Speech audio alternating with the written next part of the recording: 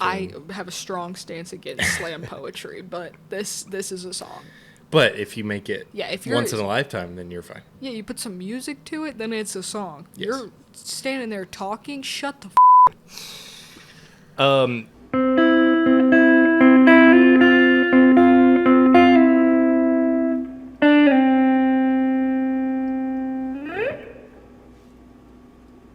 Hey, howdy, hey, good morning, good afternoon, good evening. Welcome to Mike's Monday Jams, the official podcast for music appreciators everywhere. Today we're going to be talking about the song And She Was by the group The Talking Heads. Let's get it. No one was moving, she was right there with it, and she was. No one was moving, she was floating above it, and she was. And she was. Monday, July 7th, last one of season 2. Ooh, finale alert! Finale alert! We hope you had a great 4th of July. Hope you had a phenomenal Canada Day. Shouts out all our Shout out Canada! Our Canadian listeners. But it's more about the 4th of July. Yes, as we are based in America. Based in England, I hope you enjoyed working on last Friday. But yes, Monday, July 7th, it's the last one for season 2, so after today's episode, we will be taking a short break, and we'll be back for season 3. But we have something exciting happening in the break, which we will get to shortly, and you will be seeing and hearing a lot about. So at least get excited for that. But in the meantime, we did go see the band Goose last weekend. I got 2 shows with your dad, and you just got the one. I didn't need 2.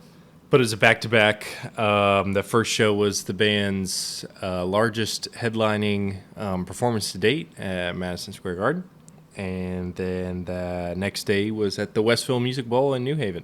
Very different. Quite. Venue cut in half, basically. Venue juxtaposition there. In size. But the band sold out Madison Square Garden and basically played till midnight, pretty much going an hour past the curfew. So I do not want to know what that bill looked like.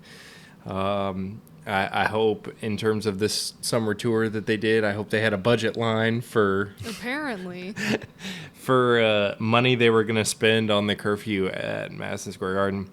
Shame to admit that your dad and I left early, but how early is early? Because they played for so much longer after we left, but we had already gotten so much to begin with. Mm-hmm. And you were just chilling by yourself, so we didn't want you to. Don't be blaming it on me. I wouldn't asking anybody to come get me, but the people at the Perfect Pint were probably starting to worry about why I was there alone. Precisely.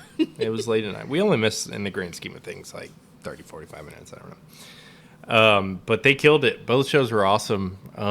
Even on, if you go look at some of their socials and their Reddit threads and whatnot, folks calling the MSG sets like the best performances they've ever seen from them, saying they'd been to 30, 40 shows, and that was by far the best. So it was pretty cool. It felt like it was a privilege to be there, especially considering like tickets in our section were going twice of what they were, at face value like the day of. So people wanted to be there. It was a hot commodity for the night. The energy was high. They invited the horn section from their most recent studio album that they released a couple months ago, and they did like 3 or 4 songs from the album with a really cool, including the leading song of the summer, Dustin Hoffman. So that was pretty awesome. And then the next day, a home state show for them in New Haven. The vibes were great. Outdoor venue. High. It was beautiful outside. Mm-hmm. It was a good time. It was a good day for a show, which was quite the juxtaposition to last year's. They did the almost to the date, the same show in the same place pretty much. But I went last year because I think you had to work. Mm-hmm. And they couldn't start. They pushed the start back by an hour because it was just like storming all day, and they were finally able to get the show off. But the whole time it was overcast and small chance of rain. So the vibes were good, just not as good as These vibes were pretty immaculate. clear I would day, say. 75 degrees. I mean, pretty awesome. That's what summers are for, kitchen outdoor concerts for Absolutely. weather like that. So we enjoyed ourselves. I think you enjoyed yourself. Yeah, I had a good time. In terms of, jam bands, I think most tolerable for you. I would say. Because it's a younger crowd, Yeah. They can play songs at over 100 beats per minute. Mm-hmm. They're still very much with it. Yeah. So they'll be going back out, starting back up in September as Mike dropped his phone.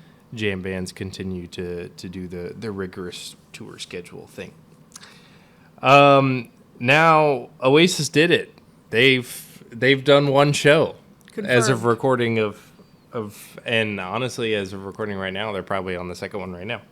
But there's photo and video evidence. They even had their arms around each other. Yeah, they came out with the arms around each Mm-hmm. other. So officially, they've ended the 15 or so year drought of no shows. Playing July 4th and 5th in Wales, Cardiff. in Cardiff. Which just sounds like a British person not being able to say Cardiff. Cardiff. So they've done it. They've defied all odds. They've basically had a year almost to break up, and they didn't. No. Defied all odds to deliver basically a little bit north of a 2-hour set for a bunch of lucky fans in Wales last night and tonight, and very much us next week as we are planning to hit the July 12th show in Manchester. But look, you guys, here's something to say. All right, we're a week from this show that we still no longer have tickets for. We will be there. We will purchase them. But, let's say you're a ticket holder out there listening.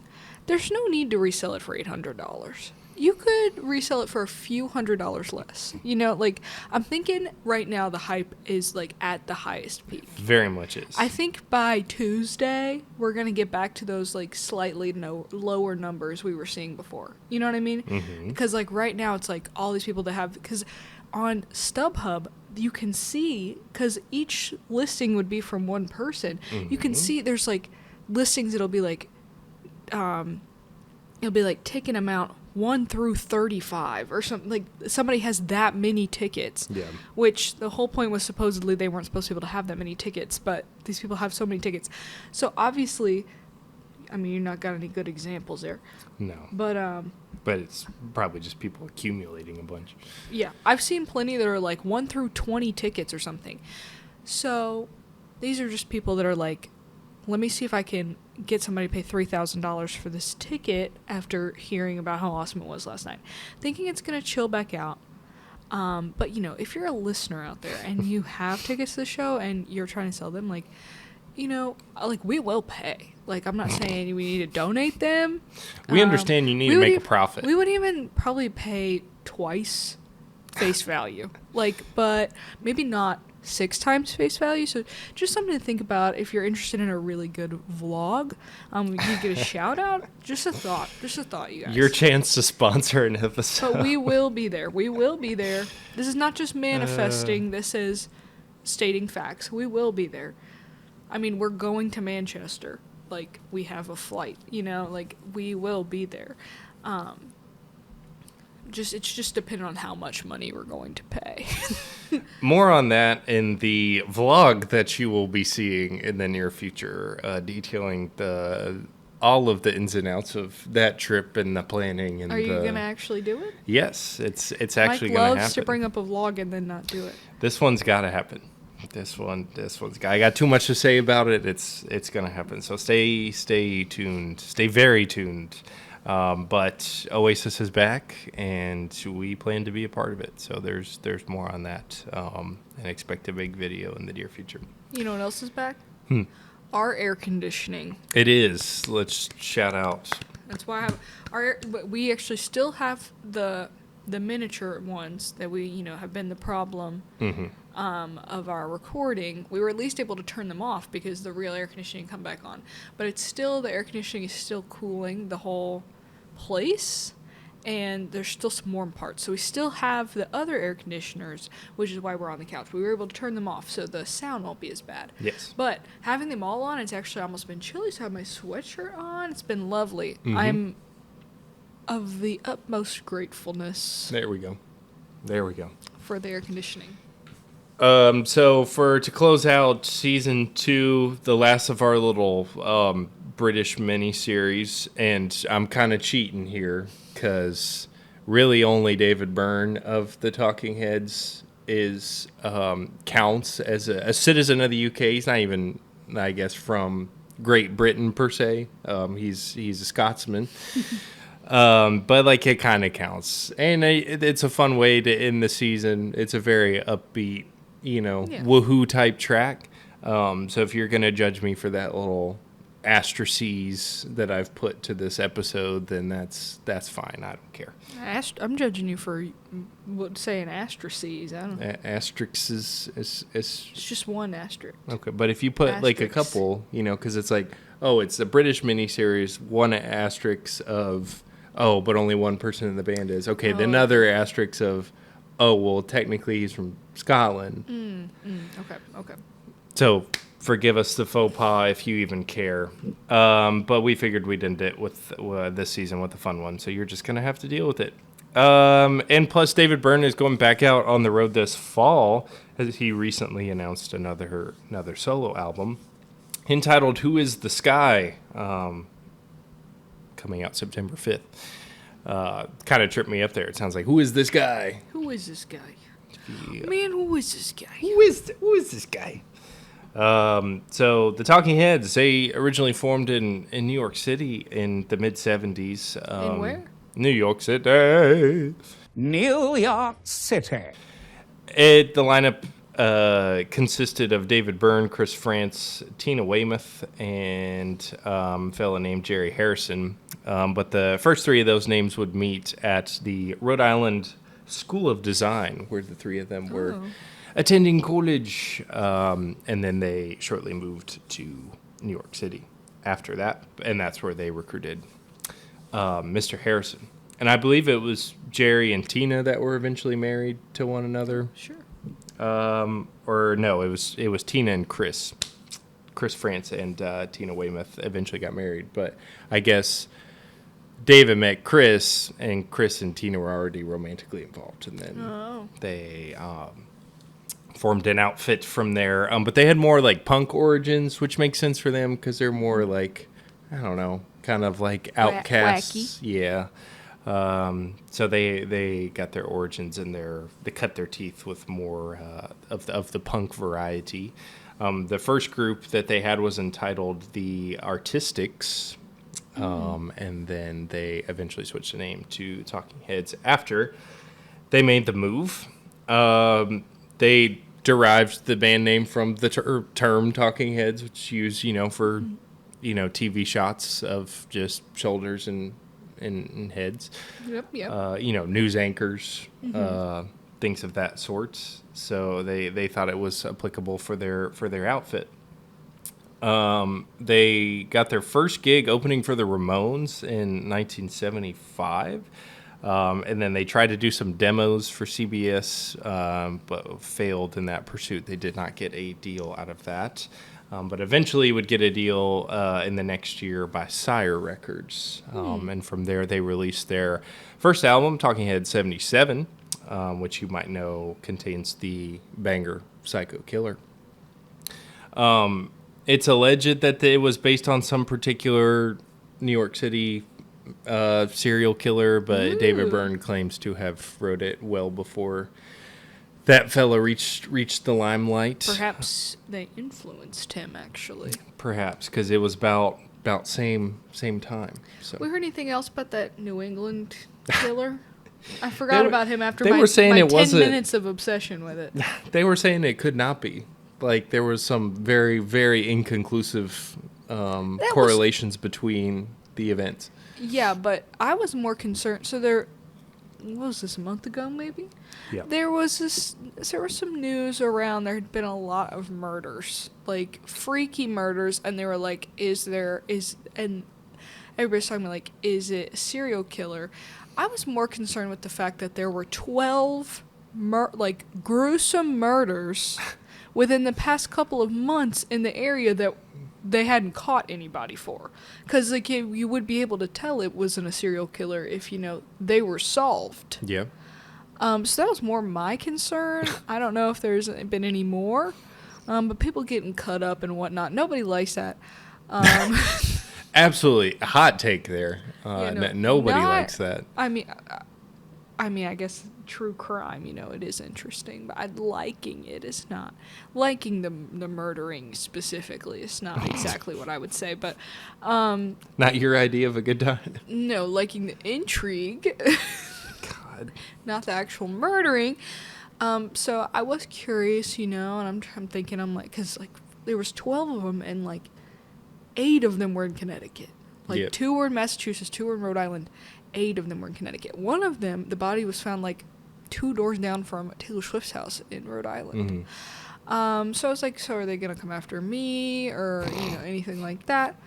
But I had forgotten about it until now, so I'll have to dive Do back. some more research. The New England Killer. Of The New England 2025. Psycho Killer. Ba ba ba ba ba ba ba ba.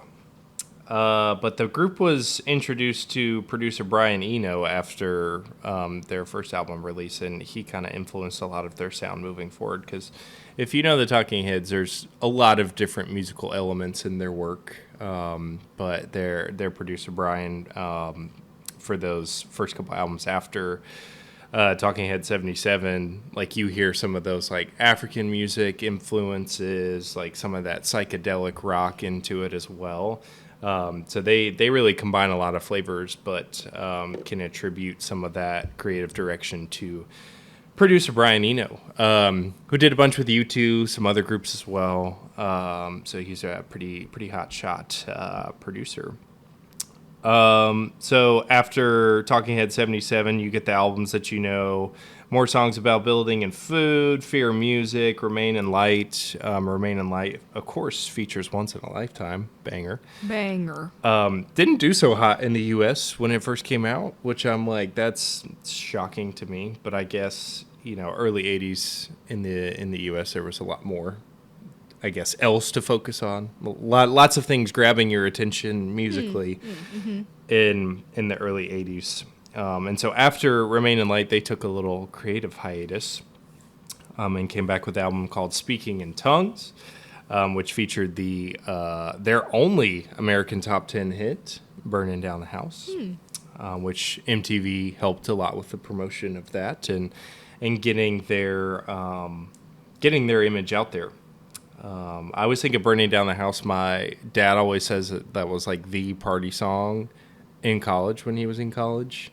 And I'm just like trying to picture college parties without, Mo No Bamba? Hands or Mo Bamba being like the leading front runner. Yeah, that's just a seriously different time, time before No Hands. It's really crazy.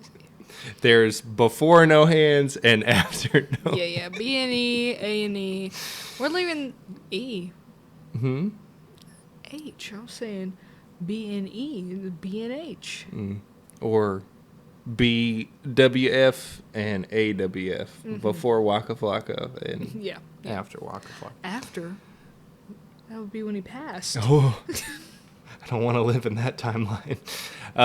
So it's just hard to imagine, like, I don't know, that that coming on at the function and you're like, oh, Were they playing it at Florida State football games and police officers were going, what the hell does this have to do with football? Perhaps. But then we get today's album, Little Creatures. And then not too much after, they disbanded as a group. Other members besides David Byrne would tell you that David just left. They didn't break up, which I kind of find believable. Yeah, I mean, I do think he is a little special. I do think he believe owns has the Asperger's. specialness. Confirmed. I do believe he has Asperger's. But kind of lame story. You know, one of the members just leaves. It's Like no, I'm done. what if he just they were like, oh, he obnoxious gas all the time. He had to go. Like no, That's why I would he get just kicked left. out of a band. He just left.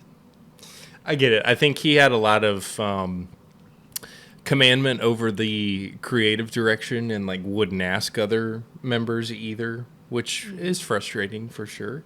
Especially if the others have a lot to offer to the table. I think they even did some of their own groups, and I think they actually continued the Talking Heads without him under a different name after he left. So like they obviously had their own aspirations, but it didn't seem like he really cared. So Tough. he was like, "Peace out." Which is that checkout? You've seen David Byrne, so does that check out with your experience with him and whatnot? Well, I didn't talk to him up close and personal. No, but you can derive a lot from a live performance, can't you? I mean, he's definitely special needs. And he's definitely very unique. Mm-hmm. So I'm pretty sure he's like, I'm done trying to do this with other people. I'll just take over myself and I'll just be weird and it'll be fine because nobody can tell me not to be. That's fair, because you know what you're getting into. It's like, oh, it's just him. So Yeah, he's like, I'm done with this group project. I'm gonna do this shit on my own. see y'all later. I mean, I get it. Emails the teacher. Here's my submission for the final project. None of my other group members help, but here's my submission. Do not attach any association of this to me. But they did one little reunion thing in 2002 for their induction into the Rock and Roll Hall of Fame. I think they played a couple songs on the stage or whatever. But since then have not gotten back together. Which your dad and I were talking the other day. Like if they did get back together, I think they teased something. There might have been a couple of months ago or something recent. It had a date and it was like, ooh, kind of similar to Oasis, but it was just like the anniversary of Psycho Killer. And I think they just released a different music video for it, like Lame. an updated. I remember now, not to be relating the Talking Heads to One Direction, okay? But which we could have done a One Direction episode for British people today. Just saying, and we didn't. But I do remember a couple of years ago, obviously before Liam Payne jumped out that window. I do remember a couple of years ago they were like, it was this whole thing, like all the accounts were posting about it, like everybody's like, oh my god, like One Direction's getting back together. And it was just an announcement of I don't even think they made a new music video. I think they just like remastered the old music video, What Makes You Beautiful, for the 10-year anniversary of it. Put them in 4K or something. Yeah, it's like, and I remember there was like a website you had to go to, and I remember we were So in Destin. deceiving. I remember we were in Destin, and I was like waiting on the website, and like my mom's like, oh my god, like we were all like, oh my god, what's it gonna be? Thinking it's One Direction reunion. No, it was we remastered this music video you've already seen. It's like, who Dozens cares? of times. No, that's kind of lame. That's also kind of cruel. It was Especially extremely cruel. when you know your fan base is so, head over heels, gonna go 10 toes down for you, and then you just be all ominous, and then it's just like it was pretty effed up, actually. ultimate womp womp. But to bring One Direction back to the whole reason we're, doing this. Sure. Louis Tomlinson was at the Oasis reunion last night. Oh, wow. Nice. There we go. Okay. So, Lots of people were talking about it. nice. That's pretty cool. So, maybe we'll see one of them. I mean, who knows? Probably won't be in the general admission. Yeah. I don't know. It could be a good way to blend in. There could be a lot of people who just, put on a hat and I mean, I know chill. there's one Direction member we won't be seeing. Yeah, that's unfortunate. Tough.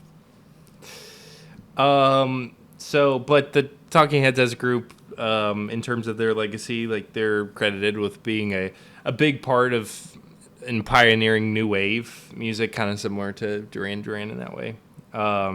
They are in the Rock Hall.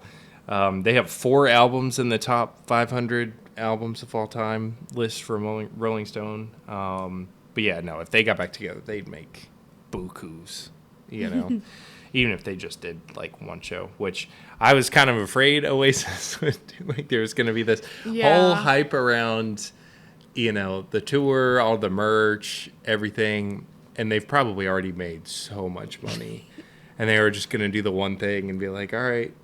Well, I was worried it was going to be like a shirt, Oh, like when they announced, because they did a similar thing where it's like, They announced an announcement. yes, it was just date, real ominous or whatever, and they had done things like that in the past, but I guess it was just for like album anniversaries and like special editions and whatnot. I was like, this is going to be a new color of a record or something. But alas, like 40 outtakes of songs you didn't really care to hear to begin with. But alas, it was the real deal. So, I gotta give some credit to the Gallagher brothers for actually delivering on the hype. Yeah. And I saw like, there was like, all the British media like outside last night, and I've seen it all over Instagram, like people doing exit interviews, and people are like, "It was biblical, man. It's the best thing I've ever seen in my whole life." It was mental. Mental. So I mean, there's probably some recency bias there, but I'm thinking they're delivering. Incredibly recent to the bias for sure if they're doing exit interviews. But alas, today's album, Little Creatures, came out in June of '85, so it actually just hit its 40th birthday not too long ago. Wow. And I think we hinted at that at the beginning of the year when we were looking at albums with anniversaries for the year. So shout out Little Creatures. It actually has some elements of country to it. There's a couple tracks on there that have got some steel guitar in them. Okay. So again, going back to kind of the quirkiness of the band and how they experimented with a lot of different styles. But it is their most commercially successful release to date. It actually won album cover of the year in terms of Rolling Stone's eyes. The artwork was done by a fella named Howard Finster. Quite the British last name. If he probably isn't, I don't know. It sounds like a British person Finsta. Describing their Finsta. Yeah. It's my Finsta. Finsta. 4 singles: The Lady Don't Mind, Road to Nowhere, Stay Up Late, and of course this one, And She Was. So let's talk about And She Was. One of your favorite tracks, wouldn't you say? This is a photo of mine. Mm-hmm. I do really enjoy this song. It's my Once in a Lifetime is my favorite Talking Heads song because it's a banger. Mm-hmm. Okay. But this is definitely second. I like to. I like to go like this. So yeah. You bring up Once in a Lifetime, it's interesting. Every time I think about Once in a Lifetime, it's like so awkward in structure. It's like doesn't really have, it has a verse and a chorus, but it's just like they're so kind of sandwiched together. Yeah. It feels very unconventional. It's floating in that way. It's a floating song. Mm-hmm. More a stream of consciousness. Bubbly seems. Song. Yeah. Like not as in bubbly as in personality, but as in like. Or as in Colby Calais. Yeah, no. Which we don't know what she's talking about at that time. That's neither here nor It's there. more inappropriate than it seems. I'm pretty sure, but more like you're like what bubbles in water and they're like around you. Yes. I don't know if I'm laying down what I'm trying to here, but it made sense in my mind. I'm picking up what you're putting down. Thank you. But yeah, it seems like it's more stream of consciousness, like David Byrne doing slam poetry open mic night. Yes, which type I thing. have a strong stance against slam poetry, but this is a song. But if you make it if you're once in a lifetime, then you're fine. Yeah, you put some music to it, then it's a song. Yes. You're standing there talking, shut the Yeah, and she was. You can't help but smile when this one comes on. It's pretty much got all major chords, so it's got the in your mind. It's very resolved, and it's got like happy elements to it. Except there's a couple of key changes in the middle of the song that you don't really catch in particular the change from the bridges to the verses and the choruses, but. It's very upbeat, nice dancing vibe to it, kind of what you were explaining. Just want to go doop, boop, boop, boop, boop. And it's incredibly easy to sing along with. The lyrics aren't very complicated. There's not like a it's not verbose, right? Like there's Oh, okay. Okay, it's verbose. it's not dense with words, right? It's not like an Eminem rap where you're like A train song? Yes. Pat Monahan putting every word he knows into one song. It's like how many words are in 50 Ways to Say Goodbye? So Like, many geez. words. You got the hey, so it makes it also easy to sing along as well. Everybody can say hey, no matter what language Not you people speak. who are mute. No. Don't be rude to the mute community. And it's got a recurring supporting melody. You know the boom, Helen boom, Keller boom, couldn't boom, sing boom, this boom, song. boom, boom, boom, boom. So it makes it easy to sing along. And of course, catchy chorus always helps as well. Only hit number 54 on the U.S. charts upon its release. Tough. It's just kind of crazy. I feel as though, and this is a completely uninformed opinion because I did not live at the time of its release, or any of the Talking Heads release for that matter. But it seems as though a lot of their stuff, once it was released, didn't have much popularity until like very much later on. A cult following, perhaps. A bit. And if I'm totally out of whack, you can correct me there. But and I say that with the exception of like the major hits. But I mean, come on, like, and she was only topped at 54 on the U.S. charts, and I know they were also more popular across the pond, which is also another asterisk to the point of making them a part of the British mini series here to close out the season, I suppose. But the inspiration of the song came from David Byrne used to like this girl, I think, while he was in college, who said she used to go do acid and lay in the field by the Yoo-Hoo factory. Yoo-Hoo, gross. Although I did like it as stable milk. I did like it as a child, which it is a very child-centric thing, which is fine. But I just couldn't imagine taking a sip of it now. Oh my god. No, it's like chocolate water. Ugh. You know what? This is probably gonna gross you out, but I used to get Chick-fil-A breakfast with a Yoo-Hoo as a kid. I don't think that's that weird. Like, to me, It's like chocolate milk. the Yoo-Hoo taste, the specific Yoo-Hoo taste, always reminds me of like chicken minis. Interesting. I'm surprised Chick-fil-A even had Yoo-Hoo. They definitely don't now. No. I'm getting a little, I was a bougie kid, I'm getting a Simply Orange juice. All right, bougie kid. Yeah. I had Simply Orange juice, so. But she would describe these experiences of flying out of her body, from the drugs. Yeah, so crazy bitch is what we're saying. Pretty much. But, for whatever reason, he was attracted to her. And so this song is about that. And the narrator's perspective in the song is like, I like this girl, but I wish she'd calm down. And she's not. So it's also featured on soundtracks the like of Sky High, the 2005 movie. Do you remember Sky High? This song is in Sky High? It's in Sky High. It's also in What? the 2016 animated film Storks. I never saw Storks. No, But I used to love Sky High. Maybe this is why you I have not partly why thought you love about this song. Sky High in a while.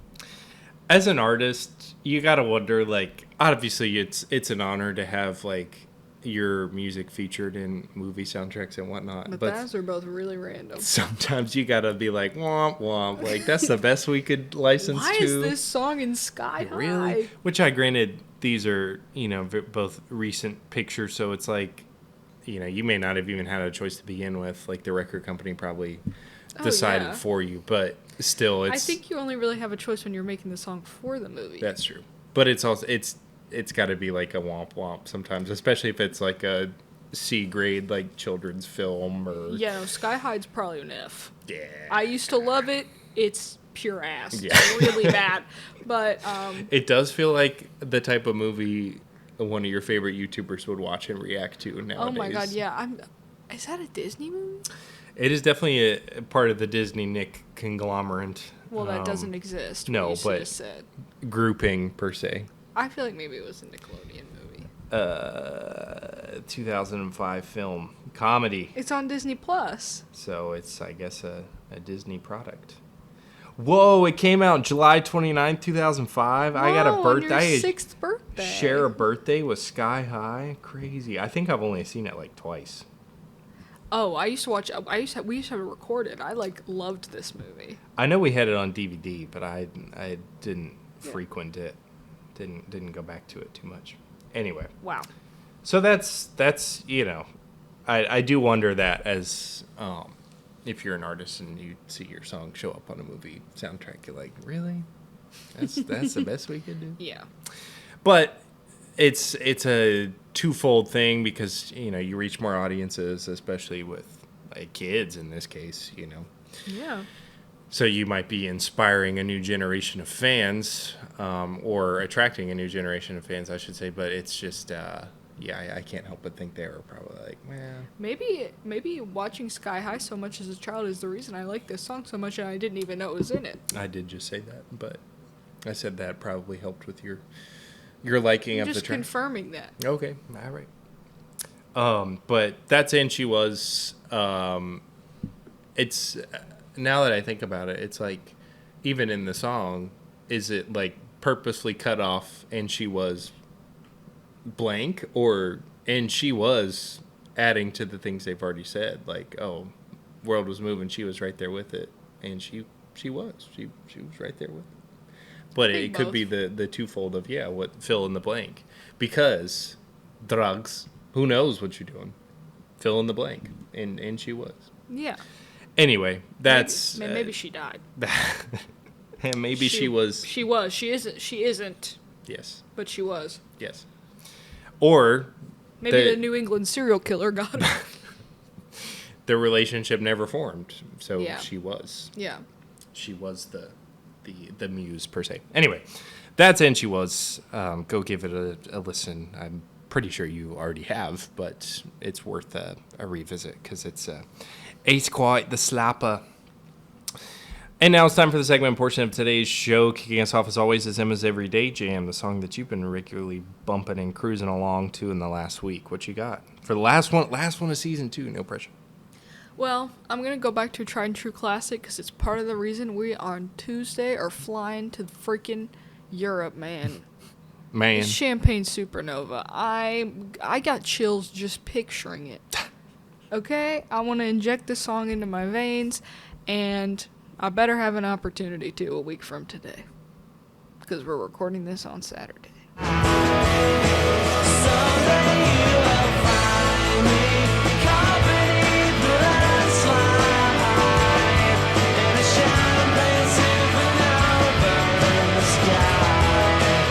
Now it's time for our major minor chords, a segment of the show in which we discuss our respective highs and lows for the week. What say you? My high was that it was 4th of July, and we had a pretty good, besides the lack of body of water or, man-made body of water, because I do on July 4th want to enjoy a pool. Live a pool. But Take a dip besides in the that, pool. we had a pretty good 4th of July. I was the grill master. You did great. And I did a pretty good job. Had another brat for lunch today, and it tasted just as good as it did off the grill. It was really good. Low is, I'm riding pretty good right now. Low is that, we still got to get those tickets. And it is at top of mind. And I know, it's kind of like with flights. It's like, I know that the better choice is to wait it out. Mm-hmm. But it's like, God, I just wish it was done with. I do wish I had the peace of mind. Yes, but I know that but I know that it'll be better and less expensive if I just waited a little bit. Yes. No low. We riding high right now, baby. Major chord. What a fantastic season 2 of Mike's Monday Jams, and that's all credit to our lead editor-in-chief here. Lead. There's only one of us. Our lead editor-in-chief, listeners like yourself, viewers like yourself, and our lovely main host and researcher. What co-hosts, all right, what co-hosts. Pre-producer. But it's all thanks to you guys, and so we definitely really, really appreciate it. And it was a fun season too. I would say our numbers are up 200%. Yeah, we're progressing. I should have had you come with a detailed I should have made numbers. an analytics report for Yeah, this. production That's report. too close to work. That's okay. Well, just believe us. Take our word for it. And if you didn't listen to us last year, then that's living proof that our numbers went up, I guess. When can people expect our return for season 3? Season Trace will commence on Monday, July 28th. So we will be... Day before your birthday week. Yes. Which, I mean, even season 1 began around on that same week as well. Season 1, I think we premiered on your birthday. Yes, I think so. Because Could we be did our first episode was Sweet Emotion, because of the Rock and Roller Coaster. Yes. Which I guess now I've got to think of another track from Sky High sharing a birthday with it. Anyway, so you can expect a new episode, season 3, to begin on Monday, July 28th. So we look forward to kicking off season Trace with you. But before we do, we have to go over the honorable mentions of today's episode. Of course, the songs that almost made the cut or follow a similar rhyme or reason. And first up, give you my favorite Talking Head song, and that's Life During Wartime. Go check it out. This ain't no party. This ain't no disco. This ain't no fooling around. No time for dancing. More lovey-dovey. I ain't got time for that now. It's got the same kind of bouncy boom. So it's a good one to bump along to. Next up, we recently saw the F1 movie, which Sick. subtle plug, it was pretty good. So It was sick. Even if you're not interested in the sport, you'll like It's it. just a racing movie. It's just Yeah. a movie with cars. So. It's kind of cliche sports movie, but like it's pretty awesome and it's well done. So it's definitely worth. It's what you're looking for. Yes, it's worth the price of admission, as they say. But at the credits, there's a song called "Drive," featured at the end by a fella named Ed Sheeran. But our boy John is featured on the writing credits, plays a guitar on it. And it doesn't sound like Ed Sheeran, so not it's really. okay to like it. Yes, and Dave Grohl is on drums on Drive, so go check it out. It's a pretty good solid rock song. Hallelujah, we can fly out of this burning fire. Just take me anywhere. Hallelujah, my savior. Pedal down and die. And last but not least, a week from today's recording, a couple days from premiere, we will be seeing Oasis in Heaton Park, Manchester, mark our words. And we will be hearing Acquiesce, and you're going to hear it right now. Each other, we believe in one another, and I know we're gonna uncover what's sleeping in our soul. That's going to do it for season 2. Again, Season 2. 2 claps for season 2. And we greatly appreciate the like, follow, comment, share, subscribe, listen. If you've been with us from the beginning, shout out to you. If you just joined us for today's episode, shout out to you as well. We are looking forward to a even better season 3. Hell yeah. And Maybe we'll get new lights that work because our Yeah. lights have died. Yeah. Maybe we'll get handheld mics. Maybe we'll get handheld mics. Who knows? You know, we could be moving places that we are in the future, perhaps, and maybe we can be more intentional with our filming space as well. Precisely. Have a So whole set for y'all. we'll just have to see. And you'll just have to see us in season 3.